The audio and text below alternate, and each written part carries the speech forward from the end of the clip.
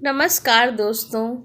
आज मैं आपको एक ऐसी हॉरर स्टोरी बताने जा रही हूँ जो पुरानी होने के साथ साथ बहुत डरावनी भी है।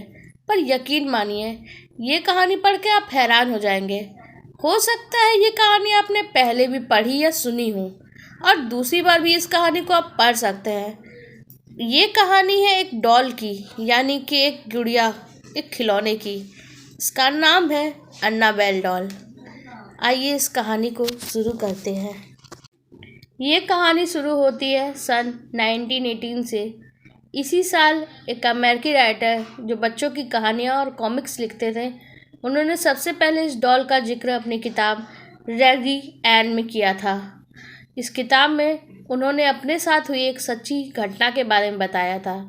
वो लिखते हैं, एक बार वह अपने घर के बैकयार्ड में टहल रहे थे, तभी उनको एक डॉल पड़ी हुई मिली। उन्होंने कभी भी पहले ऐसी डॉल को अपने घर के आसपास नहीं देखा था, इसलिए उन्होंने अपने पड़ोसियों से पूछा कहीं ये डॉल उनकी तो नहीं। लेकिन उन्होंने तो मना कर दिया। उन्होंने इसके बारे में ज़्यादा नहीं सोचा और डॉल को अपनी बेटी को खेलने के लिए दे दिया। वो डॉल को देख के बहुत खुश थी और उसके साथ वो रोज़ खेलने लग गई। खेलते खेलते उसको डॉल से इतना लगाव हो गया कि वो डॉल को एक पल के लिए भी अकेला नहीं छोड़ती थी। घर में अकेली बैठी उसके साथ ज़्यादा से ज़्यादा समय बिताती, बातें करती। उसके पिता को अब लेकिन चिंता होती, क्योंकि बच्ची समझ के उस बात को वो नज़रअंदाज तो कर देते। लेकिन जब वो 13 साल की हुई तो वो किसी गंभीर बीमारी से पीड़ित हो गई। इलाज के लिए उसे वैक्सीन दे दी गई, लेकिन इसके उसका उल्टा प्रभाव हो गया, जिसकी वजह से वो मर गई।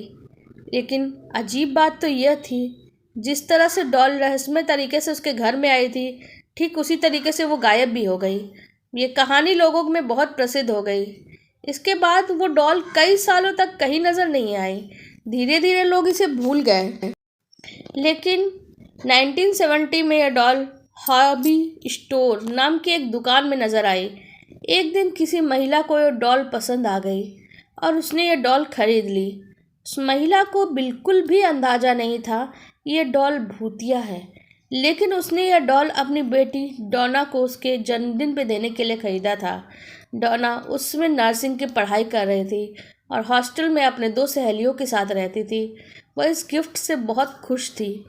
इसके साथ साथ वह हैरान भी थी, क्योंकि उसकी डॉल के साथ खेलने की तो उम्र बीत चुकी थी। लेकिन उसको ये तोहफा बहुत पसंद आया। उसने डॉल को अपने कमरे में सजावटी वस्तु की तरह सजा के रख दिया। लेकिन उन दोनों सहेलियों को ये डॉल बिल्कुल भी पसंद नहीं आई थी। उसमें से एक सहेली, जिसका नाम लू था, इसको ये डॉल शुरू से ही अजीब लग रही थी। उसने डोना को वो डॉल अपने कमरे में रखने से मना भी करा था, लेकिन डोना ने उसकी बात नहीं मानी। इस डॉल को कमरे में आने के बाद अजीब अजीब चीज़ें शुरू हो गई, अजीब हरकतें शुरू हो गई। डोना ने ये नोटिस किया कि डॉल अपनी जगह बदल लेती थी। डोना ये कई दिनों तक नोटिस करती है और दोनों सहेलियों को इसके बारे में बताती है।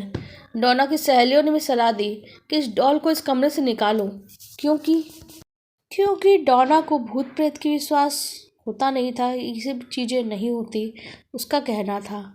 लेकिन डोना इस बात को मानती भी नहीं है। लेकिन बहुत बात ये कहा जाता है कि कुछ तो होता ही है।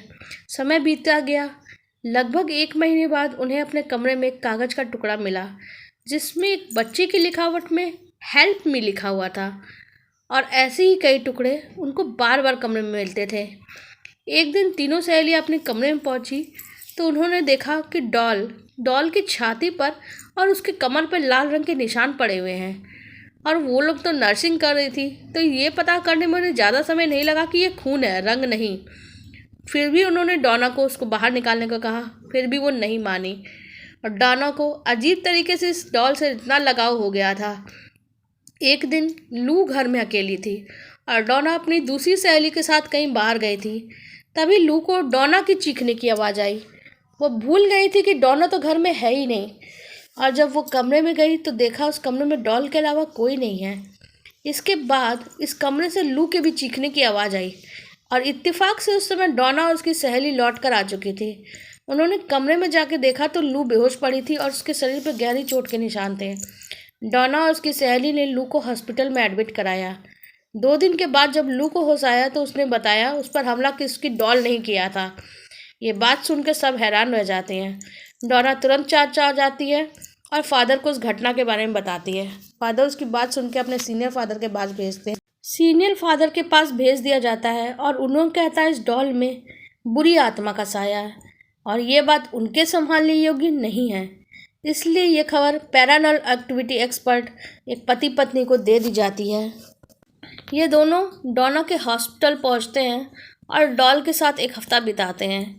एक हफ्ता बिताने के बाद उन्होंने बताया इस डॉल के अंदर एक शक्तिशाली आत्मा का वास है और ये आत्मा डॉल से निकल के इंसानी शरीर ढूंढ रही है और उसने ढूंढा है डोना का शरीर। उन्होंने बताया कि डॉल को डोना से दूर करना ही होगा। ये सुन के डोना तो बहुत घबरा गई। डॉल को उसको साथ ले जाने के लिए हाँ कर देती है। ये दोनों पति पत्नी इस डॉल को अपनी कार में ले जाने लगे, लेकिन रास्ते में कार अचानक ही काम करना बंद कर देती है। से कार दीवार से टकरा देती है, लेकिन इन दोनों की खुशकिस्मती यह रही कि इन्हें चोट नहीं आई। कार के बेकाबू होने के पीछे भी डॉल का ही हाथ था। पति पत्नी डॉल को तंत्र मंत्र की शक्ति से अपने वश में कर लेते हैं और एक शीशेदार बॉक्स में बंद कर देते हैं। उन्होंने इस बॉक्स को एक अकल्ट म्यूजियम में रख दिया। आप भी इसे म्यूजियम में देख सकते हैं, पर साफ साफ बॉक्स पे वार्निंग लिखी है। इस बॉक्स को दूर से देखें, हाथ नहीं लगाएं। आपको हमारी ये हॉरर स्टोरी अगर पसंद आई तो कमेंट ज़रूर करें और इसी तरह की कहानियों को देखने के लिए हमारे फेसबुक पेज को लाइक करें, हमारे यूट्यूब चैनल को सब्सक्राइब करें।